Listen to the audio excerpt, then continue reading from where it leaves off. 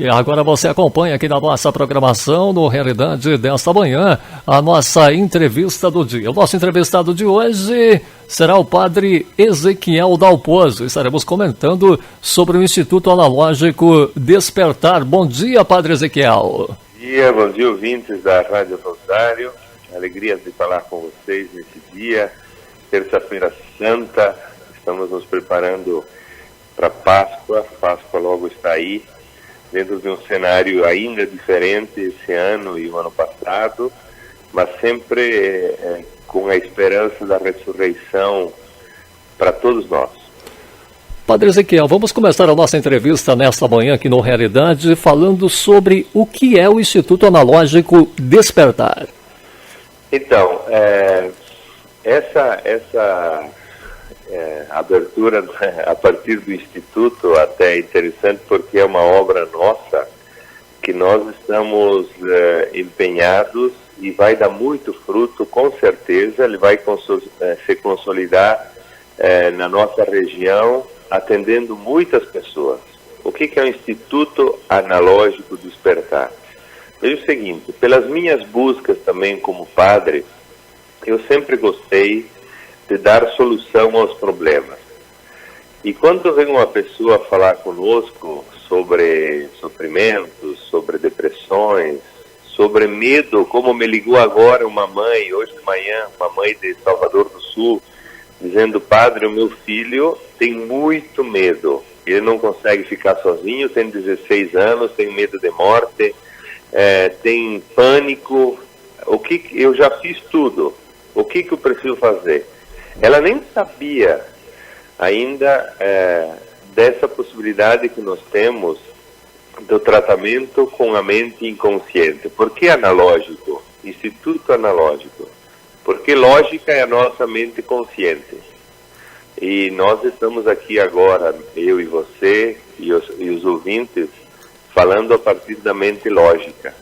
E as pessoas sabem que é terça-feira santa, que o dia está nublado, que isso, que aquilo, é tudo mente lógica, é a nossa inteligência. Só que o que gera a emoção, o que gera o sofrimento é a mente analógica, que é a mente inconsciente. É aquela mente que guarda toda a nossa história, desde o ventre materno, até os nossos dias. Tudo está na mente analógica. E é ali que é gerado o sofrimento. Então, como é que nós vamos acessar esse conhecimento e esse sofrimento? Através de uma comunicação apropriada com a mente analógica. Então, quando a pessoa está sofrendo, por exemplo, esse menino, eu disse: olha, a gente pode até falar para ele, não precisa ter medo de morto, medo disso, medo daquilo que ele tem. Não adianta falar. O que nós temos que nos comunicar adequadamente é com a mente analógica e ver as razões que fizeram com que esse medo fosse gerado. E a partir dali a cura. Então, eu, na busca de resolução de sofrimentos de outros e até meus, porque nós todos temos sofrimentos. Quem diz que não sofre? Só que a gente sempre compreendeu assim, nós temos sofrimentos e alegrias. A vida é feita de alegrias e sofrimentos. Mas quantas alegrias e quantos sofrimentos? É meio a meio? Não. Se Deus nos fez para viver bem, se nós temos muito sofrimento, não é normal. A gente tem que sair do sofrimento. A gente tem que superar o sofrimento. Então, a partir dessas perguntas, eu fui em busca de conhecimento, e vai num lugar, e vai no outro, até que encontrei um professor que se chama professor Dr. Roberto Baglini. Ele é italiano, mas ele mora no Rio de Janeiro. PhD em medicina, formou 3 gerações de médicos na Itália, e ele vem e traz um conhecimento que só estava na Itália até agora, porque quem fundou está ainda vivo, que se chama Stefano Benemelli. Na Itália tem mais de mil pessoas formadas por esse conhecimento. Mas no Brasil, ele que estava trazendo. Porque ele, como médico também, ele se perguntava sempre por que as pessoas adoecem. Por que existe a doença? A doença vem da onde? Então a medicina trata o sintoma. Se você tem câncer, a pessoa te diz, o médico, você tem câncer de pulmão, você tem câncer de fígado. Mas por que veio o câncer de fígado? Por que veio o câncer de pulmão? Por que veio o problema não sei aonde? Não sei. Funciona assim. Então, a mente analógica, quando ela tem uma carga emocional lá dentro muito forte, ou ela se expressa com sofrimento ou com doença. Então, quando a gente não suportaria o sofrimento na mente, quando a pessoa se sente muito angustiada, se sente deprimida, estou sofrendo muito. Quando esse sofrimento seria insuportável, então, em grande maioria das vezes, se manifesta em doenças. Por isso também que as pessoas adoecem. E nós trouxemos esse professor o ano passado, durante todo o ano, foi possível também pela pandemia, e formou um grupo de 7 terapeutas, e nós, depois, a partir disso, fundamos o Instituto Analógico Despertar. Então, Despertar era o meu projeto Despertar para o Amor. Então, o Instituto é um braço para trabalhar com a mente, porque eu trabalho na minha vida como padre, eu trabalho o coração das pessoas, a espiritualidade, a religiosidade, a motivação e tudo mais, a evangelização. Só que a mente é fundamental, porque tem sofrimentos que não se resolvem sem mexer aí. Porque é a mente que cria o sofrimento, é aquela mente inconsciente. Por isso, fundamos o Instituto Analógico Despertar. Eu fiz uma viagem longa aqui para explicar, porque senão as pessoas não entenderiam. Então, é assim mesmo. Instituto Analógico Despertar é um instituto de terapia especializada em mente inconsciente, que é a mente que gera o sofrimento. Padre Ezequiel, como é que as pessoas podem ter acesso a essa terapia? Então, o acesso à terapia, na verdade, o que acontece? Nós estamos em Caxias e também em Farroupilha atendendo. Mas as pessoas podem, quem está ouvindo, pode procurar a página Instituto Analógico Despertar, tem lá o telefone, e pode, o bom é presencialmente, porque eu atendo também algumas pessoas online, mas é melhor presencial. Então, quem tem, na verdade, problema e sente que sofre e pode ser ajudado, tem que ir à busca da solução. Porque quando nós temos um problema, nós temos que procurar solucioná-lo, ou conviver com ele, ou aprender a conviver com ele. Então, nós atendemos em Caxias e Farroupilha presencialmente. E ali em Paraí, também o meu irmão, que se formou e está já atendendo pessoas, também tem um resultado fantástico e atende também em Paraí. As pesquisas mostram que houve um aumento em relação à ansiedade e o medo. E também é muito importante manter o equilíbrio e continuar a nossa caminhada, padre. Sim, na verdade, depois da pandemia, já antes da pandemia, nós tínhamos pesquisas que mostravam que 20 milhões de pessoas no Brasil sofriam de ansiedade. Agora os números aumentaram, tanto de depressão, quanto de ansiedade, quanto de pânico, quanto de angústia. Então, alguns autores estão dizendo o seguinte: depois da pandemia do vírus, deverá vir a pandemia psíquica, porque nós temos um embate muito forte com a própria vida, porque o vírus nos coloca diante da própria morte. Quando a gente percebe que uma pessoa, na verdade, está com o vírus e ela vai ter que ser abaixada no hospital. Não é como antes, que ele diz, a pessoa esteve aqui no hospital por causa daquela doença. Não. A entrada no hospital, o entubamento, é, de alguma forma, para nossa mente, a a deparação com a própria morte. E isso causa um impacto muito forte nas nossas mentes e no equilíbrio psíquico das pessoas. Eu sei aqui de algumas pessoas, por exemplo, que estavam em casa sendo acompanhadas pelo médico e só tiveram que ir no hospital. A família fica em pânico, porque nós estamos diante desse vírus. Então, todo esse cenário produz um embate muito forte e um questionamento grande da nossa serenidade e do nosso equilíbrio. Para manter-se equilibrado nesse tempo, é mais difícil que outros tempos. E depois isso certamente vai trazer consequências.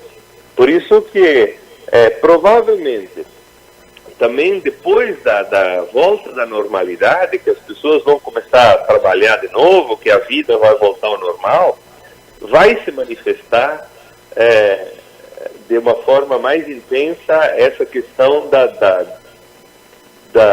do colapso psíquico, que é muito importante a gente cuidar e a gente olhar para nós mesmos o que acontece com a nossa mente. Porque, embora o vírus esteja ali e a pandemia seja muito grave, tem pessoas que paralisaram com o medo. Paralisar significa não conseguir sair mais de casa.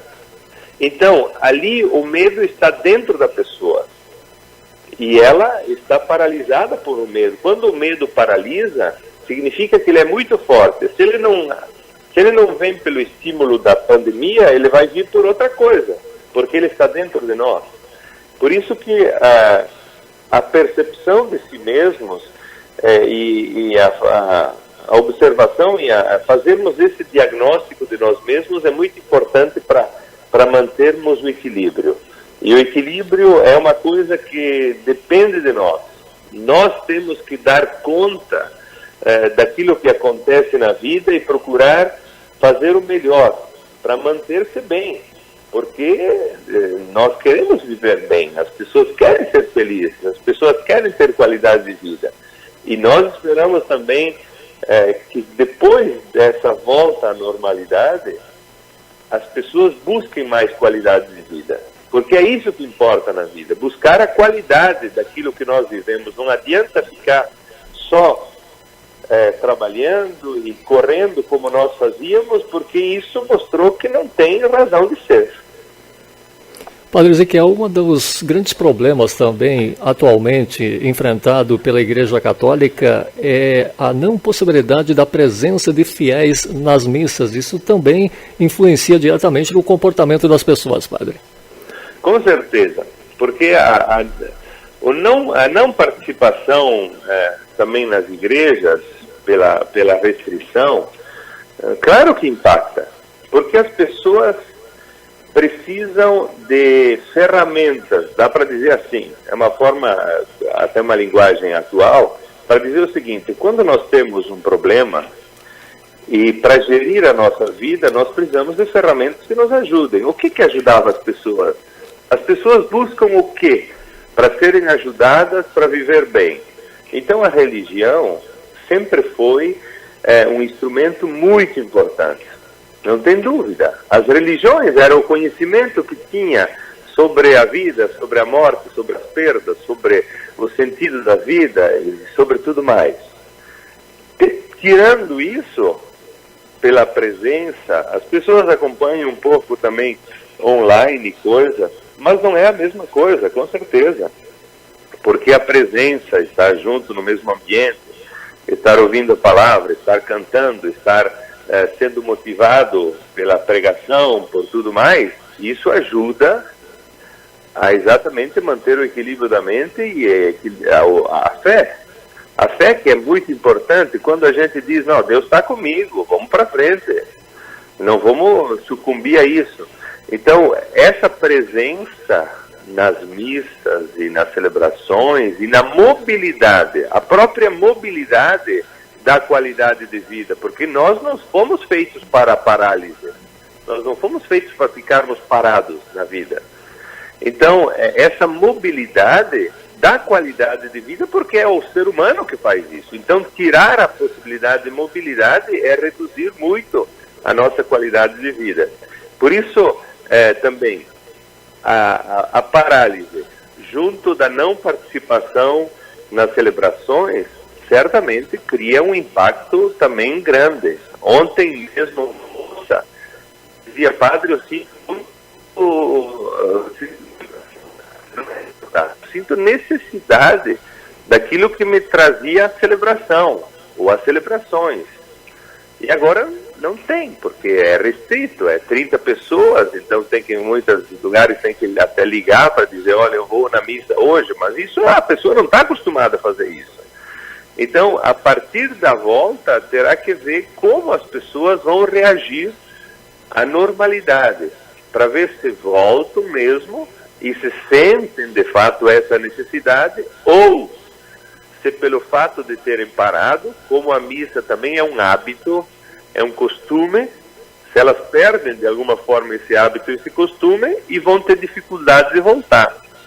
Tendo essa dificuldade de voltar, vão perder aquele instrumento que lhe ajuda muito a manter a vida em pé, com certeza, e a ter sentido para a vida. Padre Ezequiel, a gente agradece a presença do senhor aqui no microfone da Rádio Rosário, o senhor que é um dos parceiros da Rádio Rosário, parabeniza o senhor pelo trabalho que é desenvolvido nessa sua caminhada como sacerdote e também pelo Instituto Analógico Despertar, que é mais uma possibilidade de tratar a parte inconsciente da mente, influenciando no dia a dia das pessoas, amenizando um pouco essa situação que a gente vive, infelizmente, no mundo todo. E eu gostaria que no final, padre, o senhor deixasse uma mensagem de otimismo a todos que estão acompanhando a nossa programação. Então, primeiro, quero agradecer a oportunidade.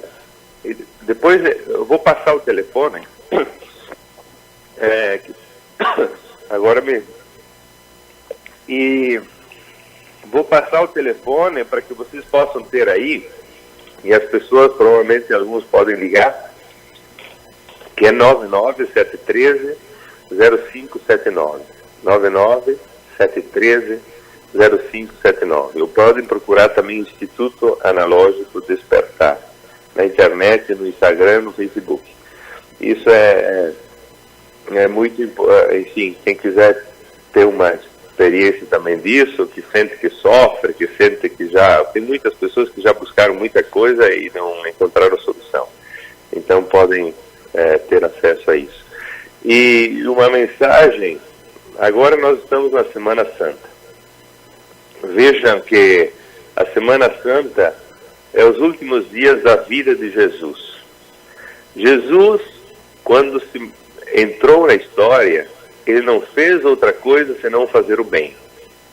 Por isso, quando nós queremos pensar o que significa seguir Jesus e simplificar de alguma forma o seguimento para ter claro na mente e no coração, é fazer o bem. Jesus passou a vida fazendo o bem e não fez outra coisa senão o bem. E mesmo assim, foi rejeitado, foi condenado, foi crucificado e foi morto. Então, passando pela morte, a resposta de Deus a essa condenação, a essa injustiça, é a ressurreição. Foi a ressurreição. E na ressurreição de Jesus, todos nós somos ressuscitados. Por isso, nós também passamos pelas mortes. Agora, é um tempo de muita crucificação. Mas não porque Deus permite ou porque Deus manda. Esse discurso aí não funciona e não ajuda em nada. Porque Deus não permite nada. Deus, na verdade, ele está sempre lutando contra o mal. Ele está incansavelmente lutando contra o mal. Como uma pessoa do bem. Uma pessoa do bem faz o quê? Ela permite o mal? Não, ela luta contra o mal. Como todas as pessoas de bem, as pessoas amorosas, estão sempre preocupadas que o bem floresça, que o amor floresça. E Deus, mais do que todos nós, ele está incansavelmente lutando contra o mal. Por isso que também o mal que veio através do vírus, da pandemia e das suas consequências, seja superado pela inteligência da humanidade, pela inteligência também da ciência que traz a vacina, e que nós possamos voltar à normalidade e ressuscitar. ressuscitar com Jesus. Então que a Páscoa, que traz os últimos dias da vida de Jesus depois da ressurreição, traga forte para o nosso coração e nossa mente essa mensagem de cruz e sofrimento, porque Ele vem, mas não porque é Deus que manda, mas de ressurreição, que é a palavra definitiva. Nós somos convidados a perceber a ressurreição que acontece todos os dias, nas pequenas coisas, na vida diária, no amor que nós temos com as pessoas, no relacionamento que nós compomos e no bem que nós fazemos. Um abraço a todos, feliz Páscoa e que Deus abençoe a todos.